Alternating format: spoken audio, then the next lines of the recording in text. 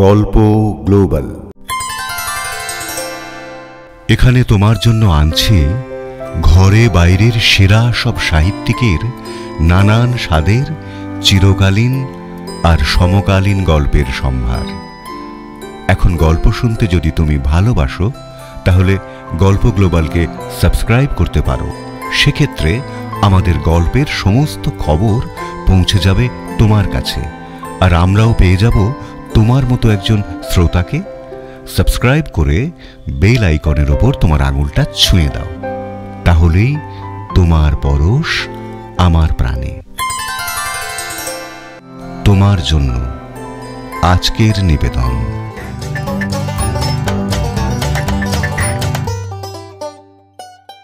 দারোগার দপ্তর থেকে গোয়েন্দা প্রিয়নাথের গল্প। বাঙালির প্রথম জনপ্রিয় গোয়েন্দার নাম প্রিয়নাথ মুখোপাধ্যায়। সত্যজিৎ রায় কিংবা শরদিন্দু বন্দ্যোপাধ্যায়ের মতো কোনো সাহিত্যিকের কলমে তার জন্ম নয়। প্রিয়নাথ বাস্তবিকই ছিলেন গোয়েন্দা, তবে ফেলুদা ব্যোমকেশদের মতো প্রাইভেট ইনভেস্টিগেটর নন, সরকারি গোয়েন্দা। আজ থেকে প্রায় ১১.৫ বছর আগে তৎকালীন কলকাতা পুলিশের গোয়েন্দা বিভাগে ৩৩ বছর চাকরি করার সুবাদে যে সমস্ত বিস্ময়কর রহস্যের উদ্ঘাটন করেছিলেন তাই তিনি লিপিবদ্ধ করেছেন অসামান্য ভঙ্গিতে। সে অর্থে রায়বাহাদুর প্রিয়নাথ মুখোপাধ্যায়ই ছিলেন প্রথম বাংলা গোয়েন্দা সাহিত্যের স্রষ্টা।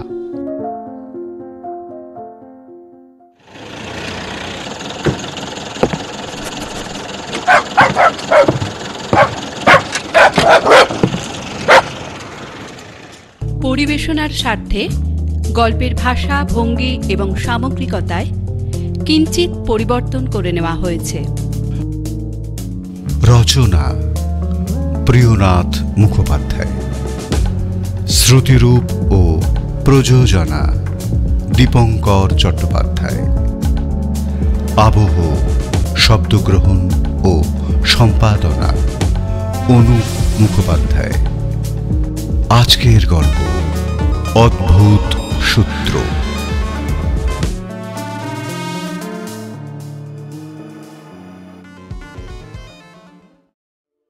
মানব সমাজে প্রতিদিন যত অপরাধ ঘটে চলেছে তার কোনোটির সাথে কোনোটিরই কোনো মিল নেই। সাদা চোখে যে সমস্ত অপরাধগুলোকে প্রায় একই রকম বলে মনে হয়, সেগুলো স্থান, কাল, পাত্র বিশেষে শেষ পর্যন্ত এক এক রকম আকার ধারণ করে, এবং এই প্রত্যেকটি অপরাধের ক্ষেত্রে ভিন্ন ভিন্ন পন্থা অবলম্বন করার প্রয়োজন হয়ে পড়ে। কিছু কিছু ক্ষেত্রে এমনও ঘটে অতি তুচ্ছ একটি বস্তু আপাত দৃষ্টিতে অপরাধের সঙ্গে যার কোনো সম্পর্ক থাকতে পারে বলে মনেই হবে না, তেমনি একটি নগণ্য এবং অপ্রাসঙ্গিক বস্তুই হয়তো অপরাধীকে ধরবার মূল সূত্র হয়ে দাঁড়ালো। তেমনি একটি বিচিত্র তদন্ত কাহিনী আজ আপনাদের শোনাব। একটি বিশেষ মোকদ্দমার অনুসন্ধান উপলক্ষে আমাকে কয়েকদিনের জন্য কলকাতার বাইরে যেতে হয়েছিল। ফিরে এসে আমার জুনিয়র সহকর্মী অফিসারটির খোঁজ করতে গিয়ে জানতে পারলাম শেঠ বাগানে একটা চুরি হয়েছে। তারই তদন্তের কাজে তিনি সেখানে গেছেন। সন্ধেবেলায় বড় সাহেবের কাছ থেকে নির্দেশ এলো শেঠ বাগানের চুরির অনুসন্ধানের মূল দায়িত্ব আমাকেই নিতে হবে। আমি যেন পত্রপাঠ সেখানে গমন করে তদন্তকারী অফিসারদের সাহায্য করি। আদেশ পেয়ে থানা থেকে বেরুতে যাচ্ছি এমন সময় সেই জুনিয়র অফিসারটি, যিনি শেঠ বাগানের অনুসন্ধানের কাজে লিপ্ত আছেন, তিনি থানায় ফিরে এলেন। একে দেখে ভাবলাম মোকদ্দমার গোটা ব্যাপারটা আগে ভালো করে শুনে নি, তারপর যেমন বুঝবো তেমনভাবে এগোনো যাবে। জুনিয়র অফিসারটি আমাকে দেখেই এগিয়ে এলেন। বললাম, চলো তোমার কাছ থেকে মামলাটা আগে ভালো করে বুঝে নিই। আমার ঘরে ঢুকে টেবিলের দুপ্রান্তে দুজন মুখোমুখি বসল। কদ্দূর এগোলে বলো? চোরের হদিশ পেলে? না স্যার, নির্দিষ্ট করে কিছুই তো স্থির করে উঠতে পারিনি। এটা কি চুরি না শীত চুরির মামলা? আইন মোতাবেক শীত চুরি বলতে হবে। মানে মানে শীত চুরি বললে যেমন বোঝায় আর কি, এটা ঠিক তেমন নয়। ঘরের ভিতের ওপর বা দেওয়ালে গর্ত করে চোর ঢোকেনি, আবার দরজা জানলা ভেঙেও ঢোকেনি। তবে বেড়া দেওয়া খাপরেলের ঘর, ছাউনির দরমা কেটে তার ভেতর দিয়ে ঘরে ঢুকেছে। ছাউনির ওপর উঠল কিভাবে?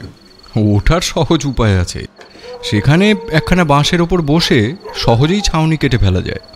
কবে ঘটেছে ঘটনাটা? গতকাল রাতে। সময় সম্পর্কে কিছু আন্দাজ করতে পেরেছো?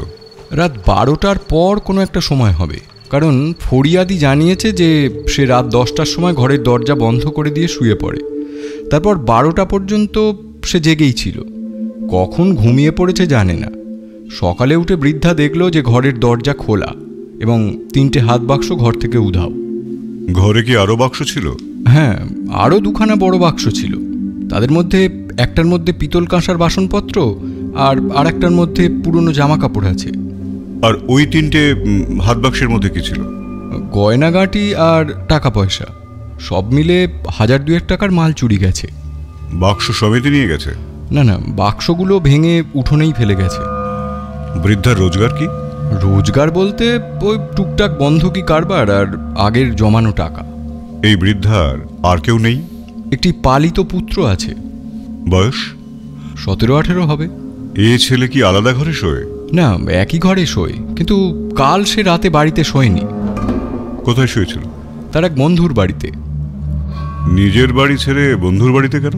শুধু কালই নয়, মাঝে মধ্যেই সে তার এই বন্ধুর বাড়িতে গিয়ে শোয়। এই বন্ধুর খোঁজও নিয়েছি। বড় লোক, বৈর্ধুষ্ণু পরিবারের ছেলে, পাড়ায় কোনো বদনাম নেই, গান বাজনার শখ আছে। সেই উদ্দেশ্যেই 2 বন্ধু মিলে মাঝে মাঝে বৈঠকখানায় রাত কাটায়। এরা কি বিয়ে থা করেছে? না, দুজনেই অবিবাহিত। বৃদ্ধার এই পালিত পুত্রের নাম কি? ভবেন্দ্রনাথ চক্রবর্তী। তো এই ভবেন্দ্রনাথ সকালে কখন বাড়ি ফিরল? সকাল সকালই ফিরে আসে। বৃদ্ধা ঘুম থেকে উঠে ঘরের অবস্থা দেখে চিৎকার চেঁচামেচি শুরু করার খানিকক্ষণের মধ্যেই সে ফিরে আসে। সেই গিয়ে থানায় খবর দেয়। এই বৃদ্ধা ছাড়া ভবেন্দ্রনাথের আর কে আছে? না, আর কেউ নেই। খুব ছোটবেলা থেকেই বৃদ্ধা তাকে লালন পালন করছে। এর সম্পর্কে নিশ্চয়ই খোঁজ খবর করেছো, কি বুঝলে? স্বভাব চরিত্র সম্পর্কে কোনো খারাপ কথা বা কোনো বিরূপ মন্তব্য তো শুনলাম না। চুরি যাওয়া মালের তালিকা তৈরি করেছো তো? তালিকা একটা করেছি, কিন্তু সেটা খুব একটা ঠিকঠাক বলে আমার মনে হচ্ছে না। কেন? গয়নাগাঁটি যেগুলো চুরি হয়েছে সেগুলো সবই যে বৃদ্ধার নিজের তা নয়। কিছু তার নিজের আর কিছু বন্ধকি।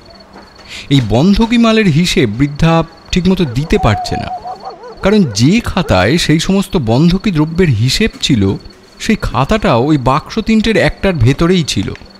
মালপত্রের সঙ্গে খাতাটাও হাপিস হয়েছে। সে কি কথা? চোরে গয়নাগাঁটি টাকা কড়ি চুরি করে শুনেছি, কিন্তু খাতা চুরি করবে কেন?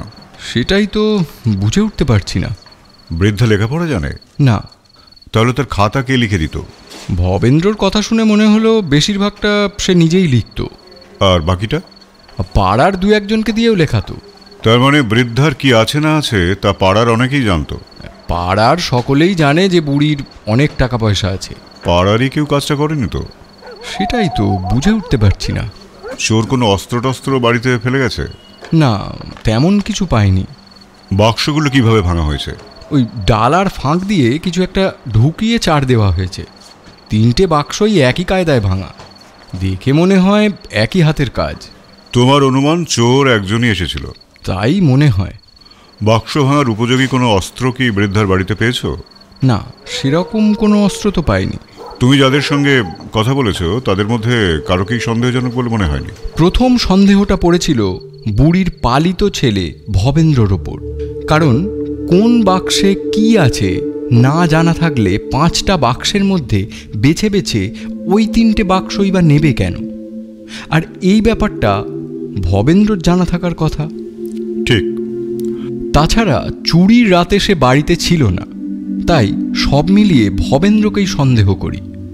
কিন্তু ভবেন্দ্রর বিরুদ্ধে কোনো প্রমাণ তো নেই। উল্টে পরিস্থিতির বিচার করলে যা দাঁড়ায় তাতে দেখা যাচ্ছে যে ভবেন্দ্রনাথের চুরি করার কোনো অর্থই হয় না, কারণ বৃদ্ধার সমস্ত সম্পত্তির উত্তরাধিকারী সেই। সেক্ষেত্রে নিজের জিনিস নিজেই চুরি করতে যাবে কেন? হঠাৎ করে যদি টাকার দরকার হয়ে পড়ে সেক্ষেত্রে তো চেয়েই নিতে পারে। তার প্রতি বুড়ির যা দরদ, চাইলেই পেয়ে যেত। তা পারে, কিন্তু আচ্ছা থাক, সে পরে দেখা যাবে। এখন বলো তো, এই যে ভবেন্দ্রনাথ মাঝে মধ্যেই রাতে বাড়িতে শুতো না, এটা কি পাড়ার লোকেরা জানে? হ্যাঁ, পাড়ার লোক এ বিষয়ে ওয়াকিবহাল। তাদের বক্তব্য, উঠতি বয়সের ছেলে, গান বাজনার শখ, তাই বড়লোক বন্ধুর বাড়িতে সেই শখ মেটাতে যায়। কাল যে ভবেন্দ্রনাথ রাতে বাড়িতে থাকবে না, এটা নিশ্চয়ই পাড়ার লোকেদের কারোর কারোর জানা ছিল। অস্বাভাবিক কিছু নয়, কারণ তাকে নিশ্চয়ই বাড়ি থেকে বেরোতে দেখেছে কেউ কেউ। বেশ, ভবেন্দ্র গেল, মানে ভবেন্দ্রকে নিয়ে আপাতত ভাবনার কিছু নেই। আর কেউ? আর কেউ মানে বৃদ্ধার খাতা যারা যারা লিখতো তাদের মধ্যে কেউ চুরিটা করে থাকতে পারে। সেক্ষেত্রে খাতা সরিয়ে ফেলারও একটা যুক্তি খুঁজে পাওয়া যায়। কিরকম? খাতাটা সরিয়ে ফেললে পুলিশ বন্ধকি জিনিসগুলোর তালিকা সহজে তৈরি করতে পারবে না। সেক্ষেত্রে সেই জিনিসগুলো নির্ভয়ে বিক্রি করে দিতে পারবে। হ্যাঁ, এটা ভালো ভেবেছ। তবে খাতা চুরির সঙ্গে আরও একটা ভাবনা আসে। কি স্যার? যে সমস্ত লোকেদের গয়নাগাটি বৃদ্ধার কাছে জমা আছে, তাদের মধ্যে কেউ যদি চুরিটা করে থাকে, তাহলে তার পক্ষেও খাতাটা সরিয়ে ফেলার একটা যুক্তি থাকে। কি যুক্তি স্যার? এক তো তুমি যেটা বললে সেটা, আর দ্বিতীয়ত, যে 5 ভরি গয়না জমা রেখেছিল সে 10 ভরি গয়না রেখেছে বলে দাবি করতেই পারে। হ্যাঁ স্যার, এটা ভেবে দেখিনি। তাহলে যারা যারা বৃদ্ধার কাছে বন্ধক রেখেছিল তাদের সম্পর্কেও খোঁজ খবর করে দেখতে হবে। আচ্ছা, প্রতিবেশীরা কি বলছে? ওরা কাউকে সন্দেহ করে? ওরা তো এক একজন এক একবার এক এক রকম কথা বলছে। কখনো বলছে ভবেন্দ্রনাথই চোর, কখনো বলছে পাড়ার লোকেরই কাজ, আবার কেউ কেউ বলছে পাকা চোর ছাড়া এভাবে কাজ সারতে পারবে না, এ চোর নির্ঘাত বাইরের চোর। বাইরের চোর হলে বৃদ্ধার ঘরের কোথায় কি আছে না আছে তা সে জানবে কেমন করে? অবশ্যই। আচ্ছা, প্রতিবেশীদের মধ্যে কাদের কাদের এ বাড়িতে যাতায়াত আছে খোঁজ নিয়েছ? হ্যাঁ, পাড়ার কয়েকজন মহিলার নিয়মিত যাতায়াত আছে এবং তারা বৃদ্ধার ঘরের কথা সবই জানে। তাদের মধ্যে কেউ কি, মানে তাদের স্বভাব চরিত্র কেমন? তাদের মধ্যে কারুকেই সন্দেহ করা চলে না। প্রত্যেকেই নিরীহ, নিপাট গৃহবধূ। 2 জন বয়স্কা বিধবা আছে, তারাও এমন কাজে লিপ্ত হবে না। তবে এদের প্রত্যেকের সাথেই এখনো কথা বলে উঠতে পারিনি। চুরির আগে বৃদ্ধার বাড়ির কাছাকাছি বা পাড়ার মধ্যে কোনো অপরিচিত লোককে কি দেখা গেছে? মানে এরকম ধরনের কথা কি কেউ বলেছে? ঠিক এই প্রশ্নটাই আমি জিজ্ঞেস করেছিলাম স্যার। সেই সময় একজন কনস্টেবল সেখানে ছিল। সে বলল চুরির আগের দিন বিকেলে বড় রাস্তার ওপর তার ডিউটি ছিল। সে জায়গাটা বুড়ির বাড়ির থেকে বেশ খানিকটা দূরে। পাহারা দেওয়ার সময় সে দেখে যে আব্দুল নামের এক পুরনো চোর ভিখারির বেশ ধরে ওই পাড়ার দিক থেকেই আসছিল। কাছাকাছি আসার পর কনস্টেবল তাকে 2-1 কথা জিজ্ঞেসও করেছিল। কনস্টেবলের কথার উত্তরে আব্দুল নাকি জানিয়েছিল যে এবারে জেল থেকে খালাস পাবার পর সে চুরি করা ছেড়ে দিয়ে ভিক্ষা করেই দিন কাটাচ্ছে। তারপর ব্যাপারটা তলিয়ে দেখলে? তখনই খোঁজ খবর নিলাম, জানতে পারলাম যে সত্যিই সেদিন এক মুসলমান ফকির পাড়ার ভেতর বাড়ি বাড়ি ভিক্ষা করে বেড়াচ্ছিল। অনেকের বাড়িতেই সে গিয়েছিল, এমনকি এই বৃদ্ধার বাড়িতেও ঢুকেছিল। কিন্তু বৃদ্ধা সেই সময় বাড়িতে ছিল না, তাই ভিক্ষা পায়নি।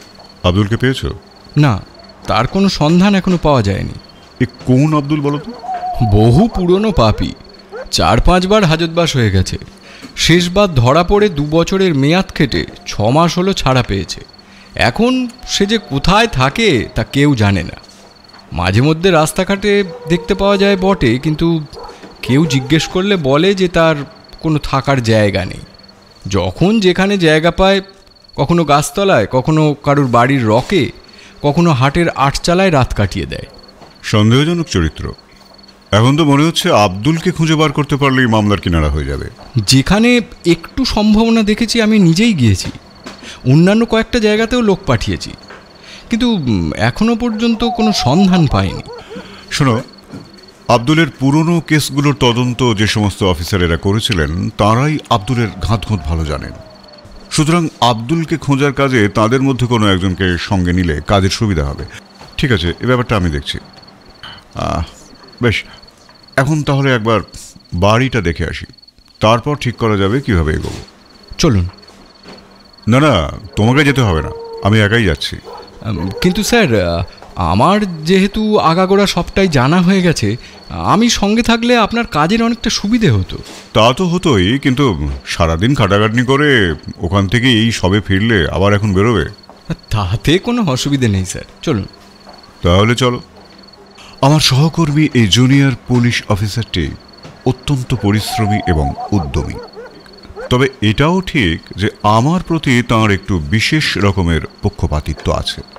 সে যাই হোক, দুজনে মিলে শেঠবাগানে বৃদ্ধার বাড়ির দিকে রওনা দিলাম।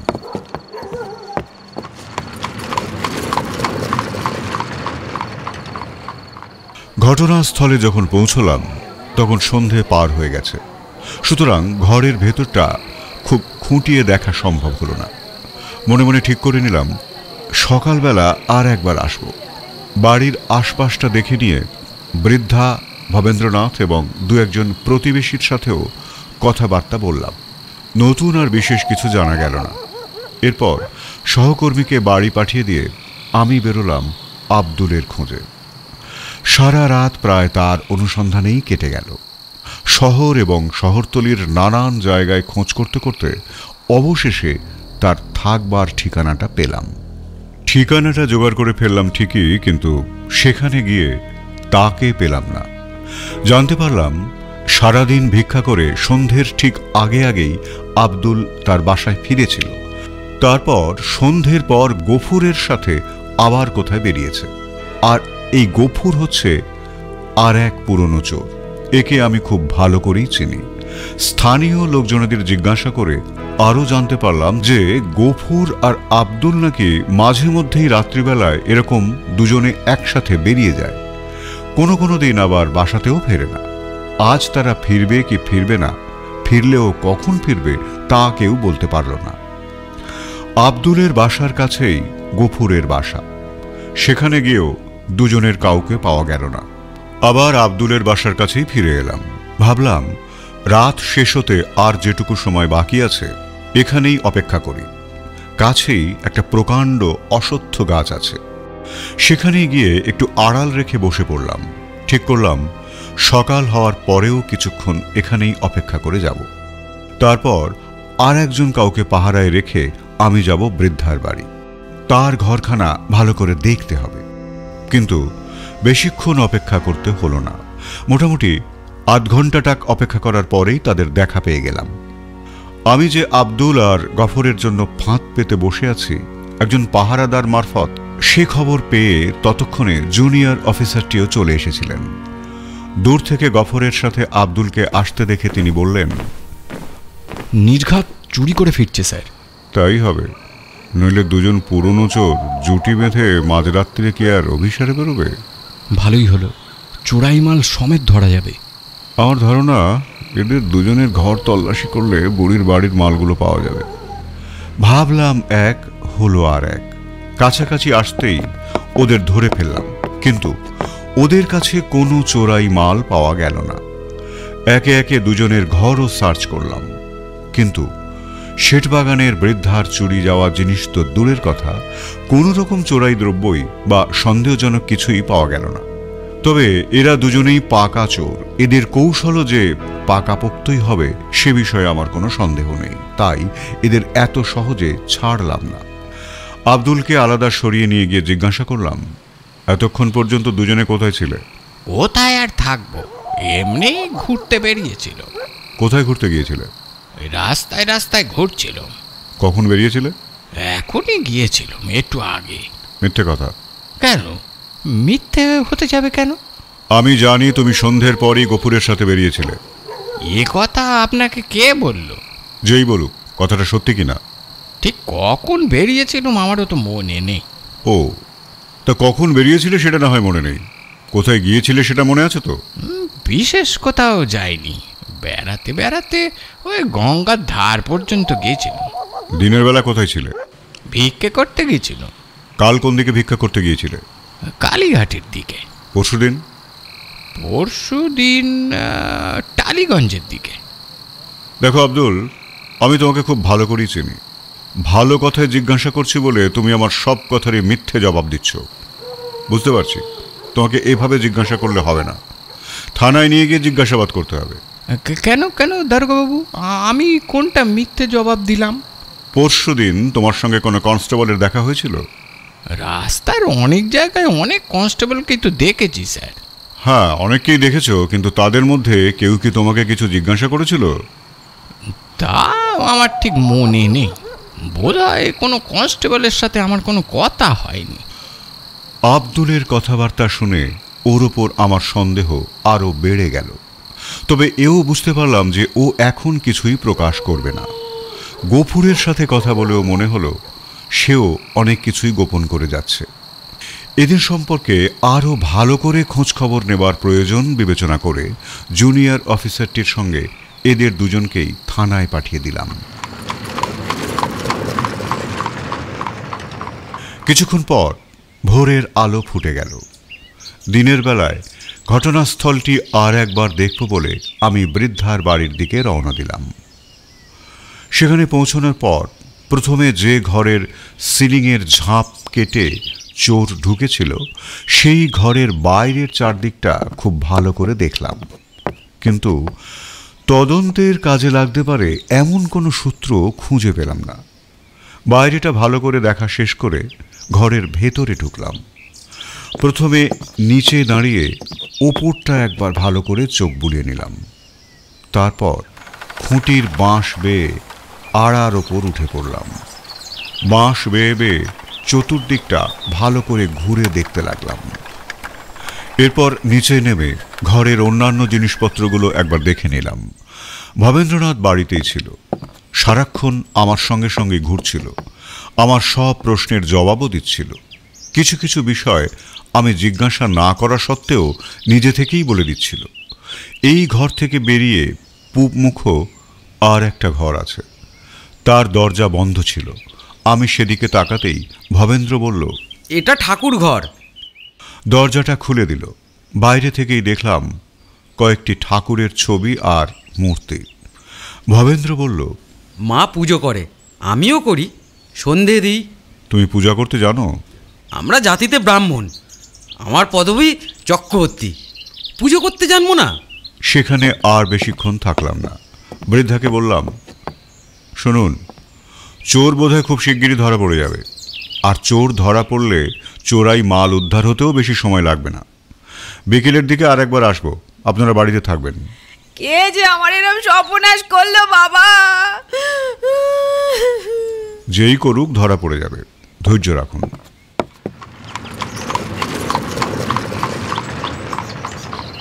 বৃদ্ধার বাড়ি থেকে বেরিয়ে আমি সোজা থানায় এসে ঢুকলাম।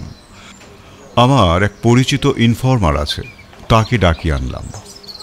সে পান চিবোতে চিবোতে বলল, বলুন স্যার। আমি একটা কাগজে ভবেন্দ্রনাথের বন্ধুর নাম ঠিকানা লিখে দিয়ে বললাম, আজ বেলা 4টের মধ্যে এই ছেলেটার সম্পর্কে যতটা পারো খবর জোগাড় করে জানাও। সে কাগজটার ওপর একবার চোখ বুলিয়ে নিয়ে বলল, পেয়ে যাবেন স্যার। এরপর আমি বাসায় ফিরে এলাম। গতকালই বাইরে থেকে ফিরেছি, তারপরই এই তদন্তের ব্যাপারে বেরিয়ে যেতে হলো। কাল সারা রাত আহার নিদ্রা বিশ্রাম কিছুই হয়নি। বাসায় ফিরে স্নানাহার সেরে বিশ্রাম নিতে নিতেই একটা বিষয় নিয়ে গভীরভাবে ভাবতে শুরু করলাম, কিন্তু কিছুতেই কোনো উত্তর খুঁজে পেলাম না। তবে একটা ব্যাপারে নিশ্চিত হয়ে গেলাম যে এ চুরি আব্দুল কিংবা গফুর করেনি। তবে এক্ষুনি ওদের ছাড়ব না, আগে পুরো ঘটনাটার একটা হেস্তনেস্ত করে নেব, তারপর ওদের ছাড়ব। বেলা 3টে নাগাদ থানায় চলে এলাম। সহকর্মী জুনিয়র অফিসারটি আমার জন্য অপেক্ষা করছিলেন। আমার ঘরে এসে বললেন, আব্দুল বা গফুরের মুখ থেকে কোনো কথা বার করা যায়নি স্যার। আমার ধারণা এ চুরির সঙ্গে ওদের কোনো সম্পর্ক নেই। ওদের আর জিজ্ঞাসাবাদ করে কোনো লাভ নেই। 4টে নাগাদ শেঠবাগান যাব, সেখান থেকে ফিরে এসে ওদের ছেড়ে দেব। চোরের সন্ধান কি পেয়ে গেছেন স্যার? তার অভিপ্রায়টা কি সেটা যতক্ষণ না পর্যন্ত বুঝতে পারছি একটা খচখচনি রয়ে যাচ্ছে। যদিও তার মুখ থেকেই সেটা জেনে নেওয়া যায়।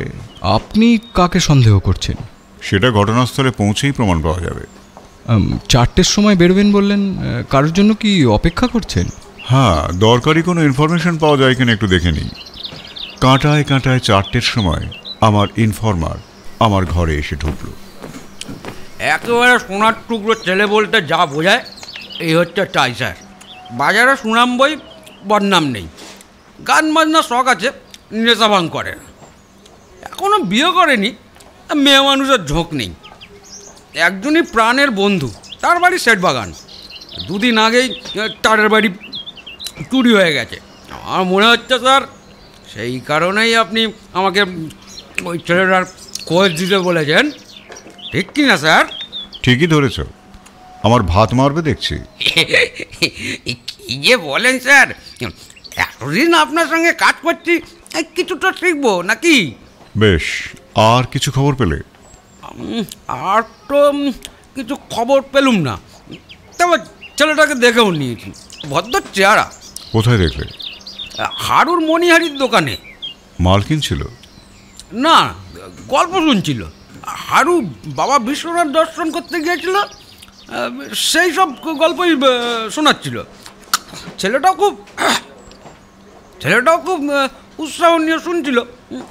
বেনারস কীভাবে যেতে হয়, সেখান থেকে লখনৌ কী করে যেতে হয়, এইসব প্রশ্ন করছিল। আমি পকেট থেকে টাকা বার করে তাকে দিলাম। সে বলল, এই একবেলা কাজের জন্যে ওর টাকা দেবেন স্যার? আমি বিনা পারিশ্রমিকে কারোকে দিয়ে কিছু করাই না। তাছাড়া অনেক সময় 6 বেলা খেটেও কাজের কাজ কিছু হয় না, আবার অনেক সময় 1 বেলাতেই অনেক দরকারি খবর জানা যায়। নাও, এটা রাখো। টাকাটা পকেটে রাখতে রাখতে সে বলল, কাজের খবর কি কিছু দিতে পারলাম স্যার? সেটা খানিক বাদে বুঝতে পারবো। জুনিয়র সহকর্মী অফিসারকে সঙ্গে নিয়ে আমি বৃদ্ধার বাড়ির উদ্দেশ্যে বেরিয়ে পড়লাম। সেখানে পৌঁছানোর পর আমাদের দেখেই কয়েকজন পাড়া প্রতিবেশী ভদ্রলোক জড়ো হয়ে গেলেন। তাদের মধ্যে আমার পরিচিত একজন লোককেও দেখলাম।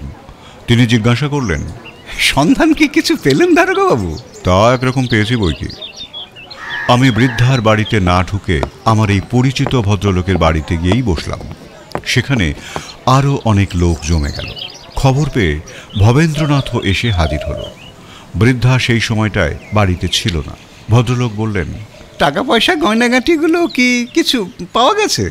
না, এখনো পাইনি, তবে পেয়ে যাব। শুনলাম আব্দুল আর গফুর নামে 2জন লোককে আপনারা ধরেছেন, তারাই কি চোর? না না, তারা চোর বটে, তবে এ চুরি করেছে অন্য চোরে। এ চুরি যে করেছে সে এখন কোথায়? সে এখানেই আছে। এখানেই আছে? হ্যাঁ, এখানকার সবাই থেকে চেনে। সে কে? বললাম যে সবাই থেকে চেনেন। এই ভবেন্দ্রকে আপনারা চেনেন তো? ভবেন্দ্রনাথ? চুরি তো ওদের বাড়িতেই হয়েছে। ভবেন্দ্র উত্তেজিত হয়ে বলল, কি বলছেন মশাই? আমি চোর? আমার নিজের বাড়িতে আমি চুরি করব? বলিয়ারই আপনাদের বিচার। আমি ভবেন্দ্রনাথের চোখের দিকে তাকিয়ে বললাম, এ চুরি তুমি করনি? না, নিশ্চয়ই না, কখনো না। হ্যাঁ, তুমিই করেছো। আমি চুরি করেছি? এ কথা আপনাকে কে বলল? যেই বলুক, এ চুরি যে তুমিই করেছো তাতে কোনো সন্দেহ নেই। চারপাশে প্রচুর লোক জমে গেছে। ছেলে, বুড়ো, মহিলা সবাই নিজেদের মধ্যে মুখ চাওয়াচাওয়ি করছে, উসখুস করছে। ভবেন্দ্রনাথ যে বেশ অস্বস্তিতে পড়ে গেছে তা বুঝতে কোনো অসুবিধা হচ্ছে না। এবার সে একটু ঝাঁজ দেখিয়ে বলে উঠল, দেখুন মশাই, আপনি এসব কথা বলবেন না। কোনো ভদ্র মানুষকে এভাবে চোর অপবাদ কখনোই দেবেন না। আসল চোরকে না ধরতে পেরে এখন... থামো ভবেন্দ্র, কে চোর আর কে সাধু তা তোমার থেকে আমি অনেক ভালো করে জানি। এ ব্যাপারে তোমার মতো একজন বালক চোরের পরামর্শ আমি চাই না। তাহলে আপনি সত্যিই মনে করছেন যে আমিই চোর? নিশ্চয়ই। তোমার পাড়ার অনেক ভদ্রলোক এখানে উপস্থিত আছেন। এদের সকলের সামনে তোমাকে একটা প্রশ্ন করছে, সঠিক উত্তর দাও। কি প্রশ্ন করতে চাইছেন করুন, আমার জানা থাকলে নিশ্চয়ই উত্তর দেব। তোমার আসল নাম কি? কি আশ্চর্য, ভবেন্দ্রনাথ চক্রবর্তী। চক্রবর্তী? কিরকম চক্রবর্তী? কোন জাতি? কেন মশাই, আপনি জানেন না চক্রবর্তী ব্রাহ্মণ? আমার পূর্বপুরুষরাও সকলেই চক্রবর্তী, পাড়ার সকলেই এটা জানে। তুমি ব্রাহ্মণ? আপনার সন্দেহ আছে? নিশ্চয়ই। মানে আপনি তখন থেকে অযৌক্তিক কথা বলে যাচ্ছেন। আমি বলছি আমি ব্রাহ্মণ, আর আপনি বলছেন আমি ব্রাহ্মণ নই। হ্যাঁ, তাই বলছি। এবং যুক্তি দিয়েই বলছি, তুমি যদি প্রকৃতই ব্রাহ্মণ হও তাহলে বৃদ্ধার সমস্ত টাকা পয়সা গয়নাগাঁটি তুমিই চুরি করেছ। আর যদি তুমি তা না করে থাকো তাহলে তুমি ব্রাহ্মণ নও। আপনি কি বলতে চাইছেন? আপনার কোনো কথাই আমি বুঝে উঠতে পারছি না। বেশ, তাহলে আমি তোমাকে বুঝিয়ে দিচ্ছি। তুমি যদি ব্রাহ্মণ হও তাহলে তোমার নিশ্চয়ই পৈতে আছে। ব্রাহ্মণ কখনো পৈতে ছাড়া থাকে না, পৈতে সর্বক্ষণ তার অঙ্গেই থাকে। তোমারও নিশ্চয়ই আছে। নিশ্চয়ই আছে। ব্রাহ্মণের পৈতে থাকবে না?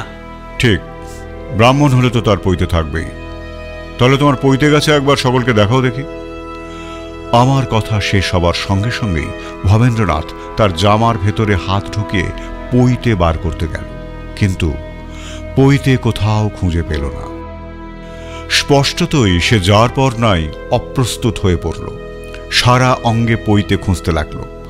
উপস্থিত ভদ্রলোকেরা ভবেন্দ্রর ভাবসাব দেখে অবাক হয়ে গেলেন। আমার পরিচিত ভদ্রলোকটি বললেন, তাই তো, তোমার পৈতে তুমি কোথায় ফেললে বাছা?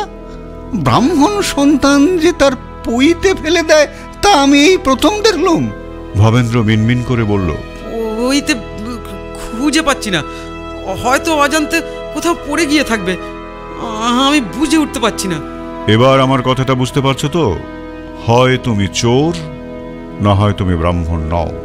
আমি ব্রাহ্মণ, কিন্তু চোর নই। দৈবগতিকে পৈতেটা হারিয়ে গেছে। দৈবগতিকে অনেক কিছুই হয়। এখন আমার সঙ্গে এসো, আমি তোমাকে দেখিয়ে দেব যে দৈবগতিকে তুমি চোরও হয়ে পড়েছ। যদি ভালো চাও তো চুরির মালগুলো কোথায় রেখেছো বলে দাও, নইলে তোমার অবস্থা দৈবগতিকে যে কি হয়ে দাঁড়াবে সেটা এখন তুমি আন্দাজ করতে পারবে না। ভবেন্দ্রনাথের মুখ দিয়ে আর কোনো কথা বেরুল না। একেবারে নিস্তেজ হয়ে সে সেখানেই বসে পড়ল। আমি বললাম, কি ভবেন্দ্র, তোমার যে কথা বন্ধ হয়ে গেল দেখছি। এখন এসো, আমার সঙ্গে এসো, একটু আলাদা করে কথা বলা যাক। এই বলে আমি ভবেন্দ্রর হাত ধরে টেনে তুললাম। তারপর জুনিয়র অফিসারকে নিয়ে সেখান থেকে বেরিয়ে রাস্তা ধরে হাঁটতে লাগলাম। ভিড়ের জনতা আমাদের মতিগতি কিছুই বুঝতে না পেরে আমাদের পিছন পিছনই আসতে লাগলো। এদের কারোর কারোর ধারণা হলো পুলিশ অন্যায়ভাবে ভবেন্দ্রনাথকে হেনস্থা করে বুড়ির কাছ থেকে কিছু টাকা আদায়ের ফন্দি করছে। আবার আর এক অংশের ধারণা হলো এত লোকের সামনে যখন ভবেন্দ্রকে ধরেছে তখন গূঢ় রহস্য কিছু একটা নিশ্চয়ই আছে। তাছাড়া ভবেন্দ্রর পৈতেটাই বা গেল কোথায়? যাই হোক, আমরা ভবেন্দ্রকে নিয়ে তাদের বাড়িতেই ঢুকলাম। বাড়ির ভেতরে কোনো লোককে ঢুকতে দিলাম না, সদর দরজা বন্ধ করে দিলাম। রাস্তার ওপর এত ভিড় জমে গেল যে সেখান দিয়ে লোক চলাচল প্রায় বন্ধ হয়ে গেল। প্রত্যেকেই বাড়ির ভেতর কি ঘটছে তা দেখার জন্য প্রাণপণ চেষ্টা করতে লাগল। বৃদ্ধা তখনও বাড়িতে ফেরেনি। যে ঘর থেকে চুরিটা হয়েছে সেই ঘরেই ভবেন্দ্রকে নিয়ে ঢুকলাম। ওর সামনে একটা চেয়ারে বসে বললাম, এবার বলো, জিনিসগুলো কোথায় রেখেছ? আমি কিন্তু চুরি করিনি দারোগা বাবু। শোনো ভবেন্দ্র, থানায় নিয়ে গিয়ে জেরা করলে তুমি সব কথা স্বীকার তো করবেই, উল্টে তোমাকে চরম দুর্ভোগ পোয়াতে হবে। পুলিশ হেফাজতে থাকতে হবে, আর বিচারে কম করে 6 বছরের সশ্রম কারাদণ্ড হবে। এই পর্যন্ত বলে আমি জুনিয়র অফিসারের দিকে তাকালাম। তিনি বললেন, শোনো, তোমার বয়স অল্প, ঝোঁকের মাথায় একটা অন্যায় করে ফেলেছ, তাই তোমার ভালোর জন্যই বলছি। সব কথা স্বীকার করে জিনিসগুলো বার করে দাও, তাহলে আমরা চেষ্টা করব যাতে তোমার হাজতবাস না হয়, আর যদি হয়ও তাহলেও যাতে অল্পের ওপর দিয়ে হয় সে ব্যবস্থা করব। তোমার সঙ্গে কেউ কোনো খারাপ আচরণও করবে না, কিন্তু আমাদের কথা না শুনলে আমরা তোমার চরম শাস্তির ব্যবস্থাই করব। এ কথা শুনে ভবেন্দ্র অনেকক্ষণ চুপ করে রইল। তারপর আমি বললাম, বাড়ির জিনিস নিজেই চুরি করার কি প্রয়োজন পড়েছিল? লখনৌ যাওয়ার পরিকল্পনা করছিল কেন? হঠাৎ এই প্রশ্ন শুনে ভবেন্দ্র একেবারে বিস্মিত হয়ে আমার দিকে তাকালো। আমি বললাম, আমরা কিন্তু সবই জানি, এখনো বলছি, বৃথা মিথ্যে কথা বলার চেষ্টা করো না। সবই যখন জেনে গেছেন তখন আর লুকোবো না, কিন্তু আমার জেলা যত হয়ে যাবে না তো? বললাম তো সে চেষ্টা আমরা করব। কিন্তু তার আগে সব কথা খুলে বলো, আর চোরাই জিনিসগুলো বার করে ফেলো। ভবেন্দ্র এদিক ওদিক তাকিয়ে নিয়ে বলল, আমরা দুই বন্ধু মিলে গান শিখবো বলে লখনৌ যেতে চেয়েছিলাম, কিন্তু বাড়ির লোকেরা রাজি হলো না। আমরা শুনেছি লখনৌ নাকি বড় বড় সব ওস্তাদেরা থাকেন। তখন ঠিক করলাম বাড়িতে কিছু না বলেই চলে যাব, কিন্তু আমাদের দুজনের কাছেই টাকা ছিল না। অতটা টাকা বাড়িতে কি বলেই বা চাইবো, তাই মরিয়া হয়ে চুরি করে ফেললাম। ধরা পড়ে যাব গুনাহ করেও ভাবিনি। চুরিটা কি দুজন মিলেই করেছো? না না, আমি একাই করেছি, ও কিছু জানে না। সেগুলো রেখেছো কোথায়? ওই বন্ধুর বাড়িতেই। তবে যে বলছো বন্ধু এখনো কিছু জানে না? না, ওকে এখনো কিছু বলিনি। চলুন, আমি যেখানে সেগুলো রেখেছি আপনাদের সামনেই সেখান থেকে বার করে দিচ্ছি। ভবেন্দ্র এরপর আমাদের নিয়ে তার বন্ধুর বাড়ির দিকে হাঁটা লাগালো। বাইরে দাঁড়িয়ে থাকা জনতার দলও আমাদের পিছন পিছন আসতে লাগলো। বন্ধুর বাড়িতে এসে যে ঘরে তারা রাত কাটায়, সেই বৈঠকখানার ঘরে আমাদের নিয়ে ঢুকল। ভিড়ের মধ্যে থেকে কয়েকজন ভদ্রলোককে আমি ভেতরে ডেকে নিলাম। ঘরখানাতে নানান বাদ্যযন্ত্র বেশ গুছিয়ে যত্ন করে রাখা আছে। তারই মধ্যে এক কোণায় দেখলাম একটা পুরনো ভাঙা হারমোনিয়াম। দেখেই বোঝা যায় সেটা ব্যবহার উপযোগী নয়। ভবেন্দ্র তারই ডালা খুলে ভেতর থেকে একটা পুঁটুলি বার করে এনে আমার হাতে দিল। আমি সবার সামনেই পুঁটুলিটা খুলে ফেললাম। পুঁটুলির ভেতরে রয়েছে বেশ কিছু সোনার উপর অলংকার, আর একটা থলিতে পাওয়া গেল একতাড়া নোট। ভবেন্দ্রকে জিজ্ঞাসা করলাম, এগুলোই কি সব, নাকি এর থেকে কিছু এদিক ওদিক হয়েছে? না, যা নিয়েছিলাম সব এখানেই আছে। পুঁটুলির ভেতর হিসেব লেখা খাতাটাও পাওয়া গেল। আমার সঙ্গে জুনিয়র অফিসারটি সবার সামনেই উদ্ধার হওয়া চোরাই দ্রব্যের একটা তালিকাও তৈরি করে নিলেন। পুলিশের লোক, জনতার ভিড় আর সমস্ত কাণ্ডকারখানা দেখে এ বাড়ির লোকেদের কারোর মুখ দিয়েই কোনো কথা সরছিল না। ভবেন্দ্রর বন্ধু বিস্ফারিত চোখে ভবেন্দ্রর দিকে তাকিয়েছিল। আমি বললাম, গান শেখার জন্য লখনৌ যেতে হবে কেন? কলকাতাতেই অনেক বড় বড় ওস্তাদজি আছেন, তাঁদেরই কারো কাছে গিয়ে নাড়া মাধো। এরপর ভবেন্দ্রকে নিয়ে থানায় এলাম। ভবেন্দ্রকে গ্রেপ্তার করতে হলো বটে, কিন্তু তাকে লক আপে না রেখে আলাদা একটা ঘরে তার থাকার ব্যবস্থা করে দিলাম। পরদিন সকালে ম্যাজিস্ট্রেটের কাছে হাজির করলাম।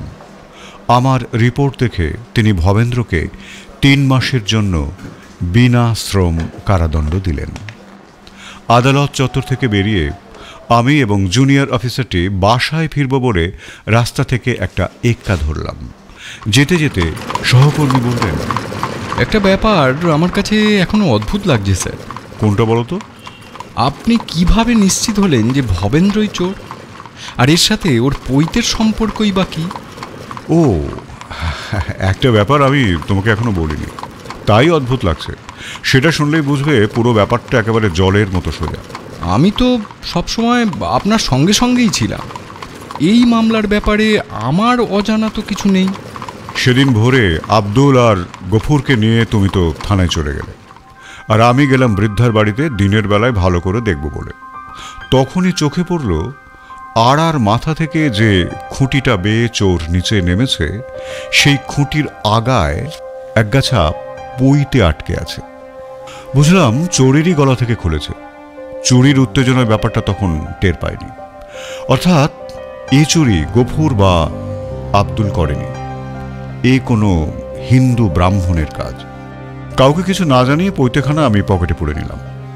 সেদিনই একবার খালি গায়ে ভবেন্দ্রকে দেখেছিলাম, ওর গলায় পৈতে ছিল না। এরপর 2-2 4 করা কি খুব একটা কঠিন কাজ? আর ওই লখনৌয়ের ব্যাপারটা? আমাদের ইনফর্মার বলল না, ভবেন্দ্রর বন্ধু লখনৌয়ের গল্প শুনছিল খুব মন দিয়ে। গানের নেশা আর লখনৌ এ দুটোকে মিলিয়ে একটা আন্দাজে ঢিল মেরেছি বলতে পারো। লেগে গেল। সত্যি স্যার, মোক্ষম আন্দাজ বটে। বলছো?